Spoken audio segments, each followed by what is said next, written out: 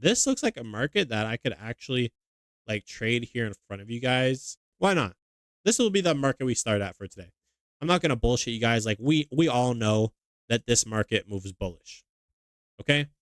Now, since we know it's a bullish market, you have to be honest with yourself in backtesting. If you know what's going to happen, you don't just go in and take trades anywhere and everywhere because you know the market's going to move bullish.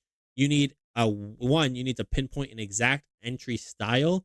And then two, although I know this market's moving bullish, I'm looking for certain validations all the way down until I can actually get to my entry time frame. Then once I get to my entry time frame, I'm looking for the exact setup that I know to be or know will form eventually in the market for me to be able to trade. So although I know this moves bullish, I'm not going to trade it unless something is 100% met on my own side, or sorry, on my own end.